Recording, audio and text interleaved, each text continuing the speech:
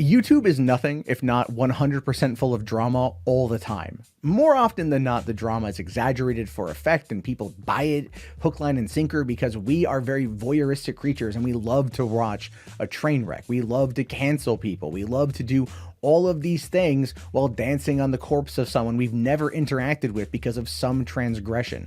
Some transgressions are worse than others. Some people deserve it more than others. But at the end of the day, when you look at how it breaks down on YouTube, you have to really question whether or not people are doing something because it's to the benefit of the community or it's to benefit themselves. And I've been doing this for a long time. I've been doing this for well over 8 years. And I can honestly tell you, based upon my own experiences, that a lot of people don't actually give a rat fuck about any of this and are doing it simply because there's a paycheck involved in it. And that is why I want to talk about Keemstar interviewing Onision, because that's really all it is. And he is baiting the anti-Onision community to give him exactly what he wants, which is more or less taking the pro-Onision stance and using it as a way to attack the anti-Onision community because he knows that they're going to be talking about him and they're going to be the ones giving him all sorts of attention. Now, look, truth be told, I'm not a fan of Keemstar. He knows it. I know it. He has said some pretty horrible things about me. I've said some pretty horrible things about him.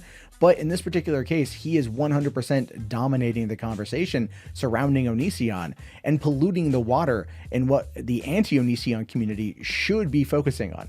Here's the deal. If you don't like Greg or James Jackson, whatever the hell his name is now, whatever he's changed it to this week in order to get around those pesky Google alert searches, more or less, you still have to realize that this is a very large problem for YouTube. Onision has leaned into being the villain. I think Gamer from Mars did an excellent breakdown of it, where he said that the reason why Onision is claiming everyone's videos is because, and why he's playing it up is because he's making more money as a result of it. He can claim these videos that people use clips from his content. And I know he's taken down videos of mine where I didn't even use his voice. I just had a couple clips while I talked over them, and he still got rid of it, but he finds a way to make money off of it because that's just what he does. That's how he's now paying the bills. So by doing this interview with Keemstar, it's going to serve to benefit both, well, Onision and Keemstar, and I'll tell you guys why. So in regards to Keemstar, this is what it really boils down to. Keemstar knows that he'll make a lot of money off of this. In fact, this video clip right here saying anti-O community equal dumb is entirely a bait. It's entirely a bait. He calls them all dumb, says that Repzion made $500,000 off of his Onision videos because that's what Social Blade estimates the amount to be. Daniel says that he hasn't because the videos are demonetized. But then again, I have to question whether or not how many people actually have YouTube memberships that he gets off of that, because that's not impacted by demonetization. I mean, look, there's a whole bunch of factors involved to how much money is being made talking about Onision. And there is a very large subculture on YouTube of people that dive into this, right? Tommy C is a friend of mine, and he'll even mention the fact, he's like, well, I got to start talking about Onision a lot more because that's what we've been kind of building this channel off of, and nothing else does as well, and Onision does this good and everything else, because it's all part of a symbiotic community. Onision at this point is the top of the food chain. He is the top of the food chain, and what he doles out feeds everybody else. And this is exactly what Keemstar is hoping for.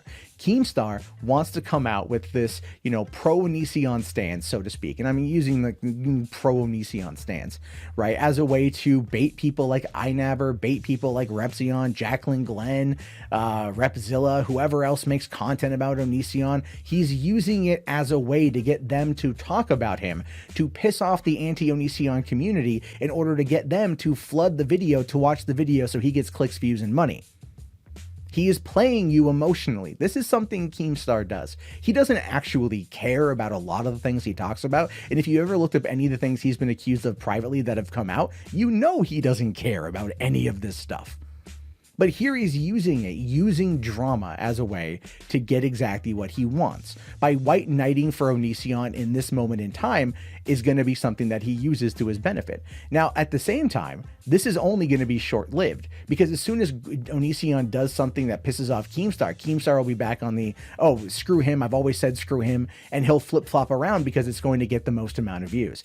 This is one of the bigger problems with YouTube as a whole, is that people don't actually create the content much anymore. What they do is they just talk about each other through gossiping, through tabloid exposés and whatnot, and they rarely ever get to the meat of the story. And it does allow people like Onision to kind of get away, which is, in my mind, the biggest problem. When you look at someone like Onision and you go like, okay, this is what this guy has been accused of. The local authorities know what he's been accused of. They've looked into him.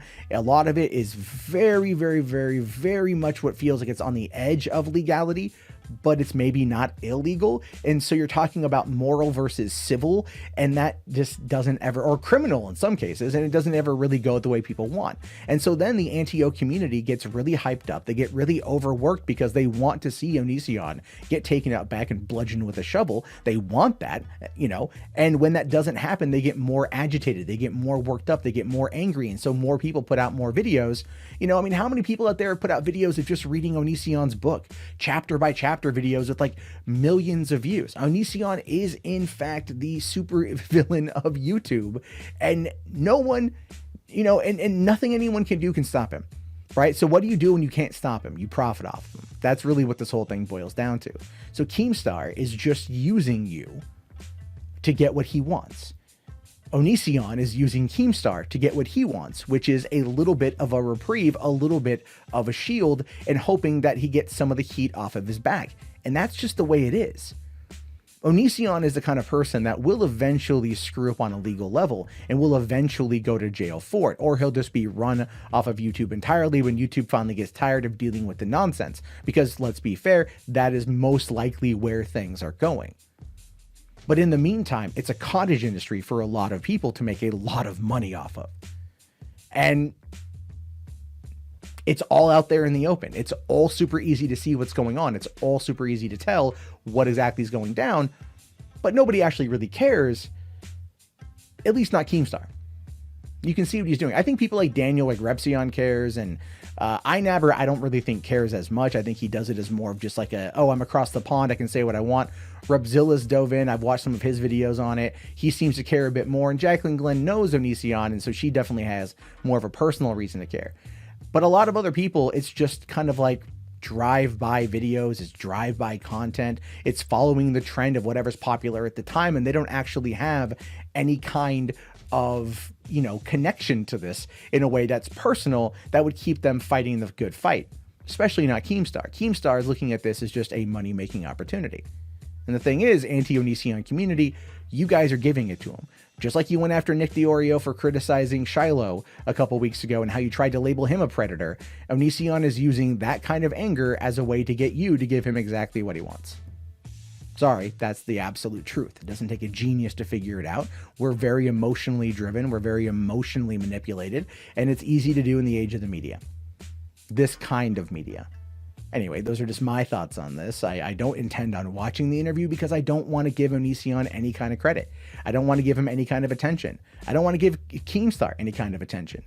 But I just felt the need to speak about this because a lot of you are diving into, you're being played is all it really boils down to. You're being played. So if you don't want to be played, don't play the game. But like a good train wreck, many of you can't look away. And that, of course, is a very large intrinsic problem with our society. So anyway, have a good one, guys.